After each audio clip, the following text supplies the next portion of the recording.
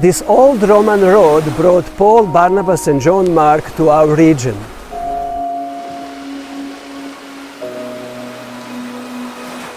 We begin the Cyprus Region Report 2019 from Paphos, a small town on the southwestern coast of Cyprus, which they visited during their first missionary journey. According to Acts 13, the proconsul Sergius Paulus accepted the gospel, and so Christianity began to spread in this part of the world. Not far from the proconsul's residency is this archaeological site. Behind me is the so-called Paul's Pillar, which represents and commemorates the hardship and difficulties through which the apostles went in their endeavor to preach the gospel. Where are we now, almost 2,000 years after their first visit to this island? Today in Paphos we have a small Seventh-day Adventist community. The group was officially organized 2 years ago and is currently overseen by the young ministerial couple Bogdan and Ksenia from Ukraine. Through regular Bible studies and private homes and Sabbath services, the group is spiritually nurtured and empowered for ministry. The community work is mainly done through the language school, health expos, children programs and the cultural evening events. Recently, the group hosted a region-wide day of fellowship where 150 worshippers gathered for fellowship and the baptismal service of 4 people. In Limassol, Cyprus' second largest city, the church continues to serve the community through the language school and the charity sales, through which proceedings are already helping a number of individuals and families. The Limassol Church also hosted a day of fellowship in May by providing 150 meals for all the visitors. During this event, 5 people were baptized and added to the Adventist family in Cyprus. The new Adventist volunteer couple in Larnaca, Elias and Melina from Argentina, have placed emphasis on health programs, children ministry, and on offering music and language classes.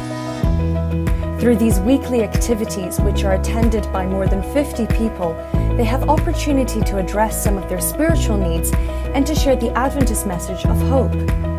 Undoubtedly, the highlight for the Larnaca group this summer was the visit of the Brazilian students and teachers from our university in Sao Paulo. During the day, the Brazilian group was running a holiday Bible club in Nicosia, and in the evening, for almost 2 weeks, they were running health expos in Larnaca, which were attended by more than 400 people. In Nicosia, the capital of Cyprus, we have now 3 communities: the International Nicosia Church, the Greek plant, and the Bulgarian group. The Greek plant has placed emphasis on working with children, teens, and youth.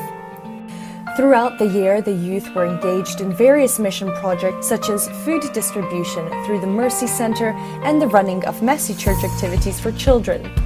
The Greek group is also known for organizing annual youth retreats. This year's retreat in Polis gathered more than 80 participants, of whom more than 30% were non-Adventists. In contexts like this, people more readily share their religious experiences and are willing to embrace new biblical discoveries. Midweek Bible studies and private homes where non-Adventist friends are invited are becoming more popular. The work of the Bulgarian group is progressing too, both in Nicosia and the nearby town of Mizerol.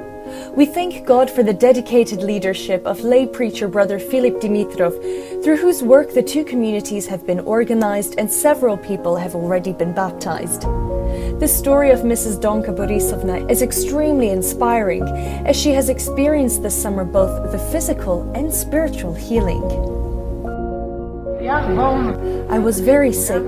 Ahead of me was a heavy operation. I made a promise to God that after the operation I would commit my life to Him. I beg you, my brothers and sisters, do not wait for the critical situation as mine in order to commit your life to God. Brothers and sisters, there is no time to waste. Commit your life to God for salvation, to be with God, to share eternity. There is nothing better than God. The African students and the Filipino ladies of the Nicosia Church have organized visits to Nicosia Central Prison and various old people homes and were involved in the distribution of literature. We are also glad to report that our youth took part in the Global Youth Day event and that our Pathfinders, though few in numbers, were for the first time part of the TED Pathfinder Camporee in England. In October, the Cyprus Region Pathfinder Camp was organised with the purpose of training and further developing this important ministry in Cyprus. Despite a very transient nature of the church and many people moving to other parts of the world, we thank the Lord for the fact that over the years, the Cyprus region has experienced a steady growth. This year we had 3 baptismal services with 10 people being baptized, and several people joined the church through membership transfer.